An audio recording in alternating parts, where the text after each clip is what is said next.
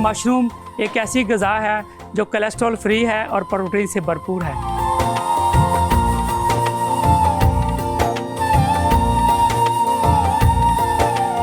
आपका जो heart patient है उसके लिए सबसे बेस्ट है। आप इसको रेगुलर डाइट में यूज़ करते हैं तो आप स्मार्ट रहते हैं। साल में हम इसे तकरीबन 7 टाइम्स जो है हम रोटेट कर सकते हैं हर कमरे को, और इसे जब 7 मल्टीप्लाई करें तो ये तकरीबन 21-22 करोड़ के करीब इसकी इनकम बनती है।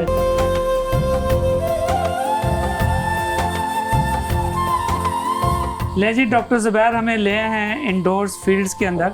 क्या आप यहाँ पे देख रहे हैं किस तरह इंडोर्स के अंदर मशरूम जो है ना वो उगाई जा रही हैं, क्या क्या प्रोसेस हो रहा है? प्रोडक्शन का हमारा काम स्टार्ट होता है जब हम उसमें स्पानिंग कर देते हैं। बिल्कुल ठीक। स्पानिंग करने के बाद वो बैग जो बनते हैं, ब्लॉक्स बनते हैं, हम उन्हें शिफ्ट कर देते हैं माइसीलियम रूम्स में। ठीक है। माइसीलियम रूम्स का मेन प्रोसेस ये है या उसका मकसद ये है कि उसमें हम उसकी माइसीलियम की ग्रोथ करते हैं। जो हमने उसमें स्पान ऐड किया है वो अपना माइसीलियम उसकी ग्रोथ होती है, और वहाँ पर जाकर उसकी ग्रोथ कंप्लीट जब हो जाती है तो फिर हम उन्हें शिफ्ट कर देते हैं इन प्रोडक्शन रूम्स में। ठीक। तो जब हम प्रोडक्शन रूम्स में आते हैं फिर इसमें भी 3 डिफरेंट स्टेजेस हैं इसकी। सबसे पहली स्टेज ये होती है कि हम वो ब्लॉक्स ओपन करके उसकी प्रॉपर रफलिंग करते हैं, और रफलिंग करने के बाद हम उसके केसिंग कर देते हैं। केसिंग सॉइल हम जो भी यूज़ करें उसकी सिलेक्शन का कि उसमें वाटर होल्डिंग कैपेसिटी ज़्यादा होनी चाहिए, वो मॉइस्चर को ज़्यादा देर तक रिटेन कर सके। उसकी प्रॉपर्टी ये उसकी प्रॉपर्टी होनी चाहिए। अब उसमें कोकोपीट भी लोग यूज़ करते हैं, कोको ऑयल भी यूज़ करते हैं, डिफरेंट सॉइल भी यूज़ करते हैं।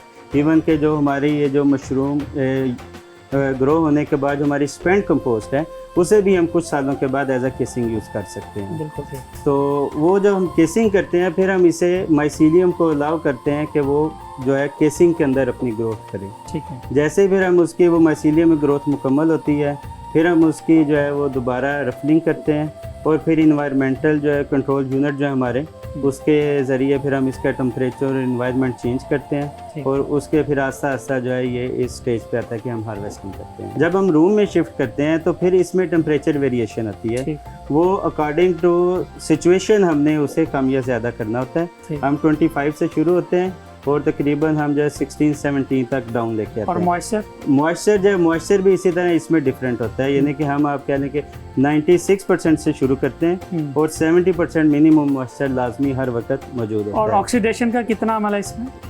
ऑक्सीडेशन देखें, इसमें जो हम ऑक्सीजन प्रोवाइड करते हैं, अब इसमें ये हमारे जो वेरिएशन होती है इसकी फ्रूटिंग की, जब हमारा माइसीलियम ग्रोथ हो रही है, चाहे वो माइसीलियम रूम में है चाहे यहाँ पे मिट्टी डालने के बाद है, उस वक्त इसे ऑक्सीजन नहीं चाहिए। उस वक्त हमने इसे कार्बन डाइऑक्साइड ज़्यादा रखनी है।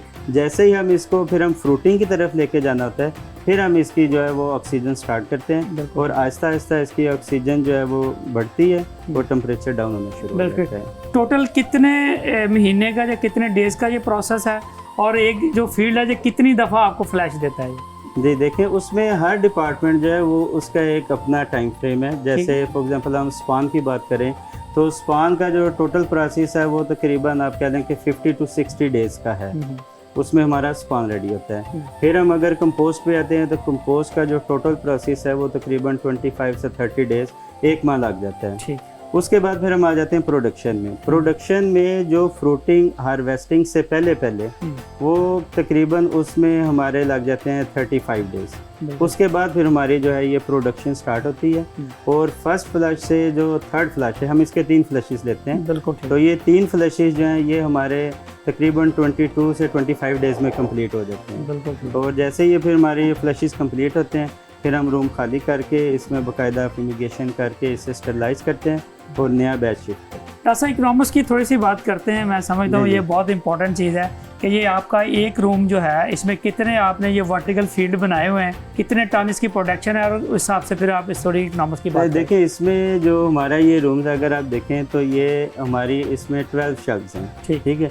ये टोटल जो एरिया ये हमारा तकरीबन 400 स्क्वायर मीटर के बराबर बनता है, और इसमें जो हमारी प्रोडक्शन है वो हमारी प्रोडक्शन इसमें पर रूम जो है वो हम तकरीबन 20 से 25% हम इसमें प्रोडक्शन ले रहे हैं। इसकी इकोनॉमिक्स का थोड़ा सा बताएं कि पर रूम क्या प्रोडक्शन आती है और आज मोस्टली क्या प्राइस क्या चल रही है?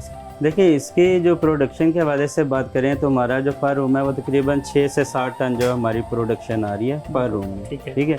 और उसके अगर इकोनॉमिकली बात करें तो उसकी मार्केट प्राइस तकरीबन 56 लाख के करीब बनती है। बिल्कुल ठीक। तो हमारे पास जैसे 30 रूम्स हैं तो हम अगर 30 रूम्स रोटेट करते हैं तो ये तकरीबन आप कह लें कि 1,70,00,000 के करीब इसकी अमाउंट बनती है अगर हम 30 रूम्स को एक दफ़ा रोटेट करें। और एक साल में हम ये जो रूम्स हैं हम इसे 7 टाइम्स जो है वो हम रोटेट करते हैं। बेहतरीन।